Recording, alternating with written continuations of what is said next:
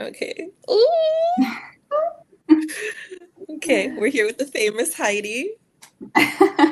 Thank you for joining us. Thank you for joining our stream today from wherever you are in the world, because I know you're incredibly busy. So thank you very much. But Thank you, yes, Naisa, for having me. of course. I'm so happy to And talk to you. also, I'm by so the excited to way, talk to you. you're extremely famous as well. You guys are the ones who run Miss. I love talking to you guys and like putting a face to the people that you're talking to through emails and everything. So I feel honored to be talking with you. I love putting a face to y'all because the work that y'all are doing is amazing, and I'm so excited to talk to you about what you're doing right now because I've read your Forbes article so many times, so I'm literally like I'll you like can you please sign this for me? So I'm so excited to talk to you. So Oh, how long have you thank been a you. Miss member one, and how did you hear about Miss? I'm so fascinated with how Miss started, and like it's because it's such a Yeah. digital organization. So just how long have you been a member, and like how did you hear about Miss? Yeah, I became a member in November of 2022. I was actually in the Philippines working with whale sharks, which is where I've sent you the picture with me and the whale shark. And I was working with I was working out there, and during one of my off days I played this documentary on National Geographic, and it was based in Puerto Rico. It was the Will Smith documentary where I think it's like Around the World or Earth or something like that. Mhm. And I saw another Latina, like it was Melissa Cristina Marquez Mhm. was on it, and she was in Puerto Rico, and I was just like, wait, whoa, like to that moment I hadn't seen another like Latina in that field. So I of course like wanted to know more about her, so I googled her, and then I saw that in her page she said that she was like a member, or I think she was just like on the board for minorities in shark sciences. And I was like, wait, hold up, I feel like I fit into that. So let me Google that too. And so I Googled it, went on the Miss page. It said to become a member. And I was like, okay, well, let's see how complicated it is. I remember it was like 3 in the morning and I'm just on my phone. I couldn't go to sleep. So I became a member. And then like 2 weeks later, there was an email saying like, oh, if you we at that time Miss used to do like regional meetings, since it was still like I think small and growing. So they would just meet up with like some of the members in different parts of like the states. And it said like it was going to be done in, forgot if it was like Maryland or something like that, or Baltimore. And I was like, yeah, I would love to go. I mean, I'll be back from the Philippines then. And this was the funniest interaction where I followed up with like the advisory board, and it was Carly who I was talking to. And I remember saying like, hi, just want to confirm the dates so I can like get my flights and kind of like get all my financial bearings together so I know that I can make it. And then she responded to me and she was like, why? It's free. And I remember like reading the email like 5 times, and I was like, I don't understand. What do you mean? And I remember just being like, no, like I'll give you like my money so you can book the flight. And she was like, no, like this is part of what Miss is. And I remember just still being so confused. And then I ended up making it to the regional meeting, and we all had dinner. And I remember just like being like, hey, Jasmine, here's my card. Thank you so much for the food. And they're like, no, Heidi, like, do you not Oh, I'm get so like this is on adamant. us? And I was like, I don't understand. And then years later, I finally understand. And I get the Yeah. mission of Miss. And honestly, like how much everything has evolved, like my own career growth has evolved so much because of Miss. I have said this before and I will say it again. Like, I would not be where I'm at in my career, where I was able to get opportunity to be on Forbes, if it wasn't for Miss. Literally, like, Miss made me feel like I am a part of science. I can be a marine biologist, and that like I can take up space here. So yeah, that's my journey. I love this explanation. And I love that you mentioned Melissa Christina because I do want to talk about the Forbes article because in the article Yeah. you pivoted a bit with your career Hmm. trajectory. Can you talk a little bit about like what your path before was and like what you pivoted to and how you kind of knew that your new career path was your passion? Yeah. So that was an interesting trajectory during that time because I was set that I wanted to do psychology and anthropology. I mean, I always loved research and I loved understanding like the world around me. And at that time, like I thought that's what I loved, and I still do love it.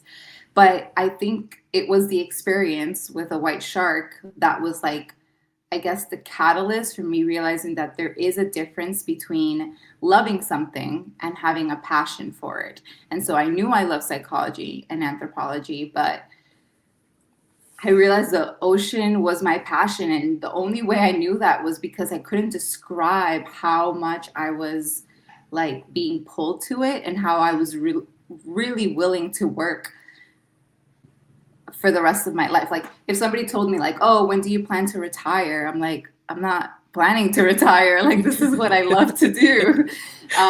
So then, yeah, I had the opportunity in college to go to South Africa. And that was to study like primatology. But then in the midst of being at Cape Town University, we had the opportunity to see like white sharks in Hansby Bay, which is a area very famous in South Africa for it. And I think what shocked me the most, I did it mostly for adrenaline, but I guess I didn't expect to find such peace and serenity in the moment when I saw the shark. I thought it was going to be like me being scared and kind of, you know, what a lot of people's experiences are when they see a shark or when they see Jaws, and that's what you think of sharks. So that shocked me, but I didn't know at that moment that that was going to change my whole life.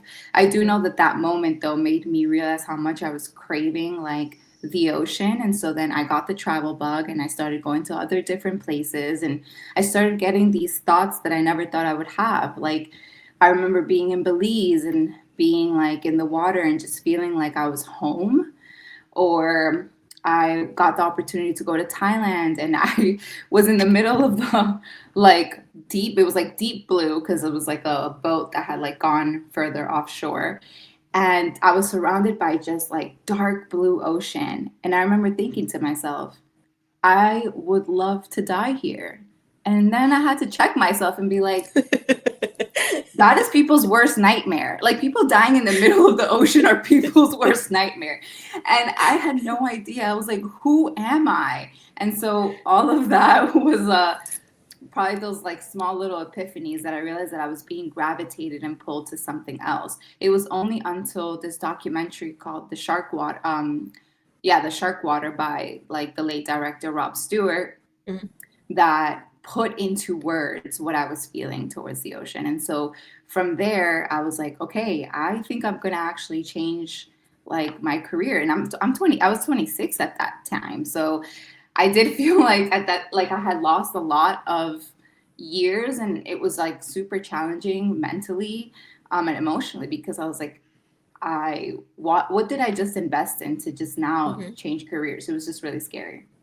And I guess to put a bow tie to the story is I knew like I had made the right decision when I had a conversation with my parents about it. And I wanted to tell them like, hey, I want you to know that I'm thinking of pivoting.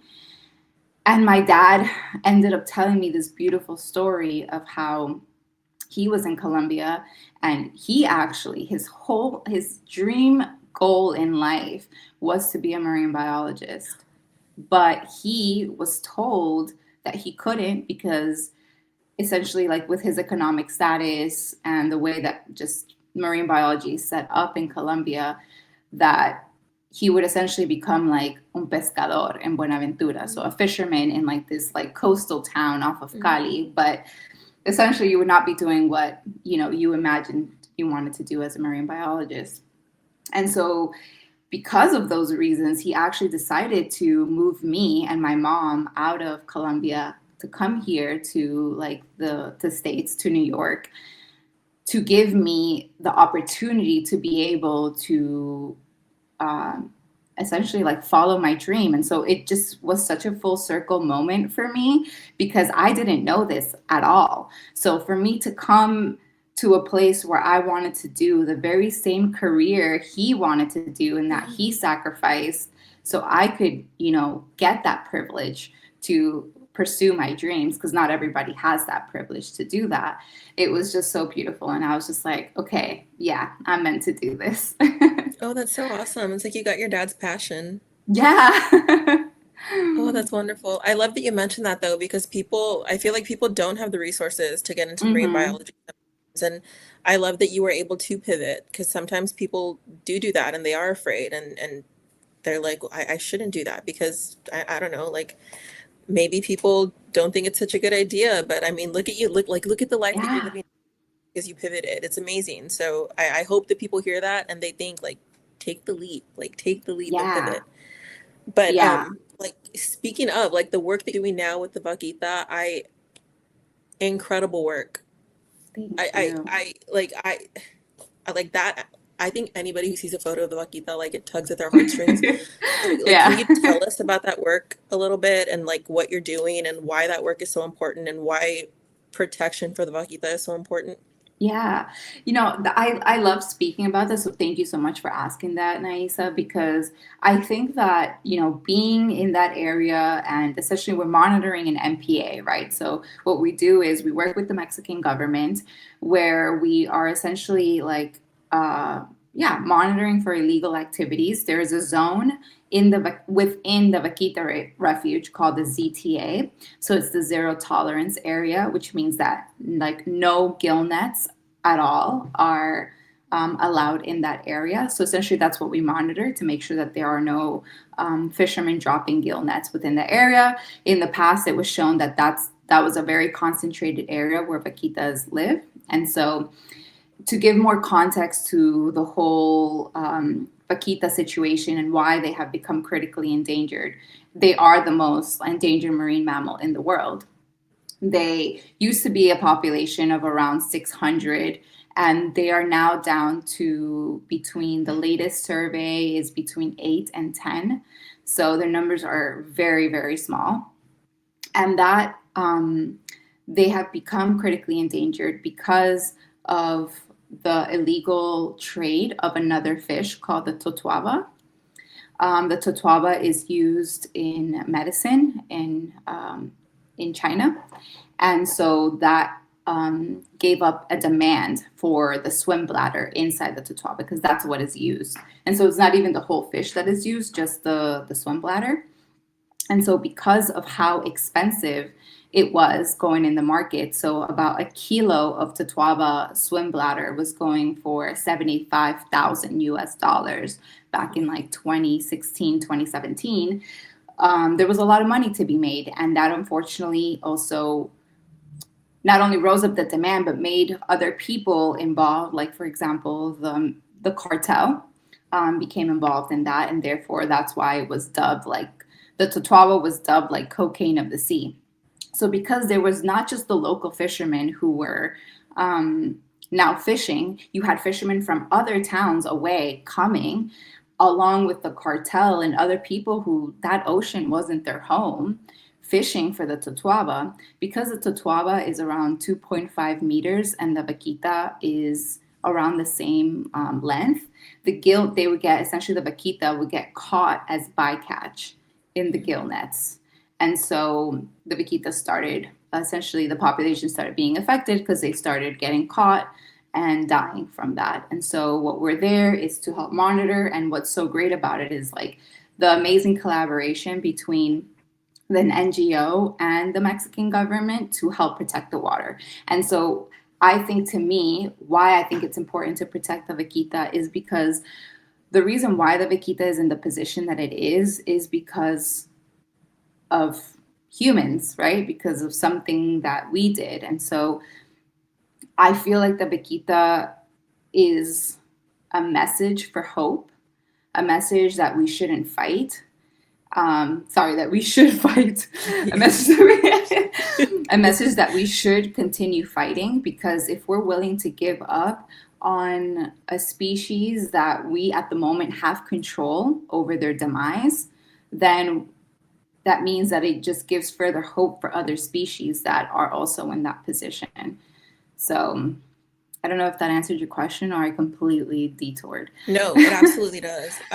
Does the vaquita, this probably is like totally going into the weeds with it, but like does the vaquita like does it I don't, like does it reproduce quickly or like does it Yeah, great question. it does? Okay. So Okay, so like it the vaquita reproduces like most marine mammals do. At least with dolphins, it's every like year, 2 years. This is all estimate because vaquitas are so hard to study. They're not just like Mhm. a dolphin. They don't behave like dolphins. They're porpoises, and they're a lot more shy. They don't get close to boats, and when they breach very quickly. So dolphins usually are a couple seconds. You see them like riding the bow of a boat, and like, but the vaquitas are very quickly, and then they're like they hide. And also the area where we're at in the upper Gulf of California, the visibility is really low. Mhm. So there's like a lot of silt, and so yeah, the visibility is low, and so it's really hard to study them. So this is what scientists have gathered, and so they say within like maybe a year or two, maybe three, and so for them to reproduce actually takes them a long time. So for the population to grow to what it was, it's going to take hundreds of years. But Wow. as Okay. long as they are reproducing, which they ended up seeing this survey, a calf, so one that they had seen the year before, a little bit older next to the mom, and it seemed like the mom vaquita, it showed signs that it was pregnant again. So it's, yeah, these are signs of hope that like Yeah. what, protecting the area is working. See, this is what I mean when I say that Miss members are genuinely changing the world. Like y'all are doing such incredible work that I mean years and years and years and years from now we're still going to see the impacts of. So Hmm. thank you so much for that. But do you have any advice for people who want to do research like this or who are confused and don't know whether or not they should get into marine science or who just are curious about it? Like what would you tell Yeah. little Heidi who might want to Yeah. get into it? But I guess this makes me think of like when I knew I wanted to pivot, I, of course, was scared. I didn't know where to start. And when I Googled, I actually came across a website where it said, do you want to be a marine biologist? And it was actually, I thought it was going to be an encouraging website, but it was actually very discouraging. It was saying, like, it's extremely difficult. You should know what you're getting into. If you don't want to do this, and that, like, just give up. Like, don't even waste your time. And so what I ended up doing to kind of like block out that noise was like just take, literally the hardest is the first step. So I just needed to reach out to an organization who was going to allow me to get a bit of hands-on experience. So I knew that maybe like I got a bit more of an affirmation that this is what I wanted to do and that I wasn't in love with like the Disney version of marine biology, right? The one that you see on TV, because I mhm. knew that like when it came to the actual career, there was going to be a lot of things that maybe I didn't like. And so I wanted to know that I still at least was able to either enjoy it or be okay with the things that are not so nice from marine biology. And so I took the first step. And honestly, once you take the first step, like I think that's the hardest step. Of course, there's other things that I'm not going to take into consideration right now because they're quite complex and I can talk for more, which is like financial barriers and all of that stuff. That's all of that stuff that also comes into play that makes it really difficult to get into this field. And like again, because of Miss, it's why I feel like I've been able to catapult my career. Had Miss not been able to give me the help that I needed, especially like I've been able to get a fellowship for like the Eugenie Clark Fellowship, which was training, like hands-on training with sharks, which is what I wanted to do. Literally, without that fellowship, I would not be able to use those skills to go to other organizations and say, hey, by the way, I have this. Like, can you hire me for this or like, or for other opportunities?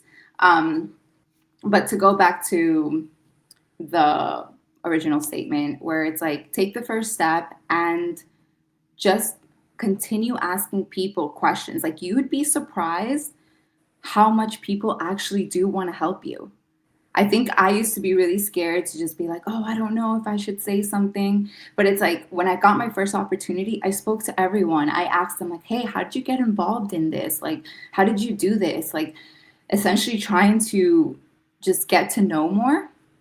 And through that, people are like, oh, well, I did this with this person. You should actually get in contact with them. And so then I got in contact with the person that they gave me. And then that contact led me to go to Malaysia and get my diving certification and work on corals. And then when I was there with him, with the guy who taught me how to do it, like the founder of that organization, he told me about another organization. And then that's how like I slowly started to gain more field work, get more exposure in that. Of course, I did, like, I was able in New York City, like, the hustle culture here is real. So I was able to work some side jobs to just at least like save a little bit of money to be able to go to the other side of the world and do that.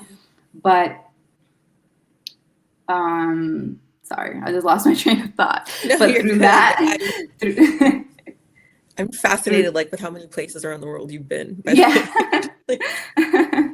But through that, I was able to at least like give myself a foundation of being like, okay, actually being here, I do want to do it. So if I can tell something to somebody in a more concise one sentence rather than going off in my own story about it, is it's so cliche, but I get why things are cliche now. And it's because like just yeah, you just have to like just put yourself out there, whether that's joining Miss, whether that's like putting on the Slack like, hey, I'm interested in doing this. Essentially just taking a step and not giving up. There were so many times that I could have given up and I wouldn't be here where I'm at. And then I guess my other one is I I genuinely believe in like, what is it, like asking somebody, but if they say no, you're just talking to the wrong person. So being 100%. persistent, yeah, being persistent in what you want. Oh yeah. And speaking of that, like, because I love what you just said, like it's the power of networking, it's the power of mentorship. Like that's like it goes to show like today, right? Today is all about giving, like not just to Hmm. Miss, but like to any organization that's doing stuff like that, that's giving back to others and providing mentorship. Like why do you think days like today are so important and like giving back to organizations is so important? Like what's your message to others as far as like joining Miss or like just joining an organization that gives back to others? Like why do you think giving back is so important? Yeah, it's so important because at least like for me, if it wasn't for the donors who supported Miss during the time that like I got the fellowship and other opportunities within Miss, I wouldn't be where I'm at. I mean, Miss like might have wanted to support me emotionally and um yeah, emotionally, but if they didn't have the funds, they wouldn't be able to give me the support that I actually needed to advance in my career. So if it wasn't for the donors, if it wasn't for the other people who believed in Miss, then I genuinely, like I said, I wouldn't be where I'm at all. And so all this like support from Miss like changes lives because it changed my life. So I guess I can only just speak from like my personal experience where like giving back changes lives.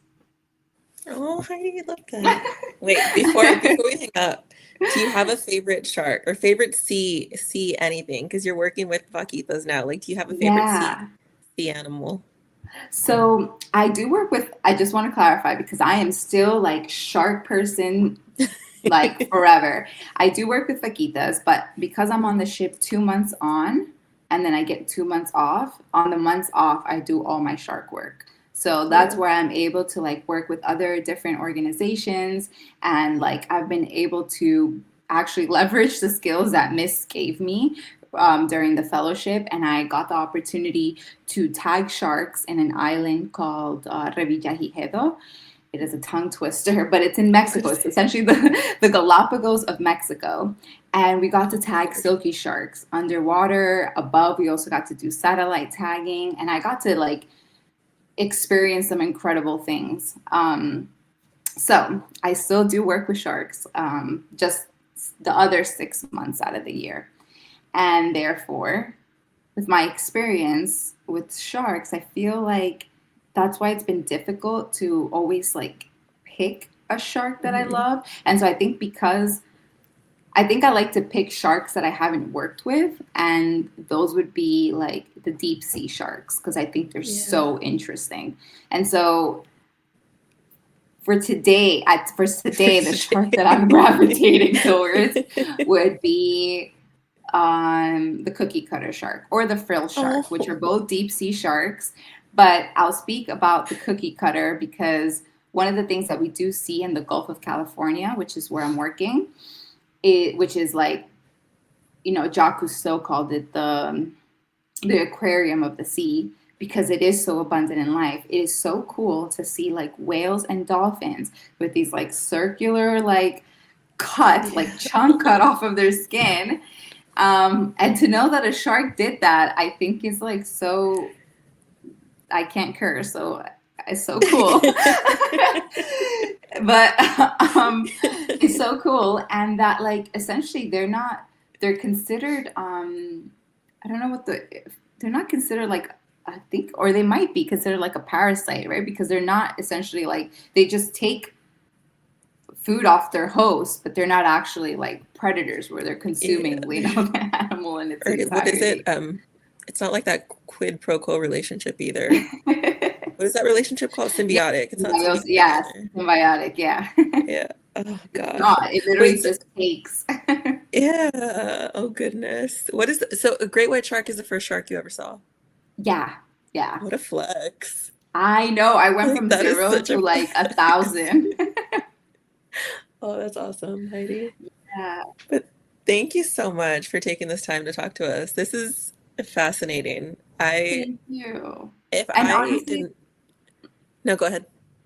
no, I just honestly want to say, like, thank you to everyone who has supported Miss, whether it's other Miss members or friends of Miss or donors of Miss. Like, genuinely, I love Miss because Miss fills in a space that is so needed. And so I am just so grateful for Miss. And the reason why I even wanted to come on this live is just my way of giving back to Miss because Miss has given me so much. So I just did want to say thank you so much for, just everyone at Miss and what Miss does and what Miss represents. Thank you. I'm just speaking for myself, but I'm sure everybody else says thank you too.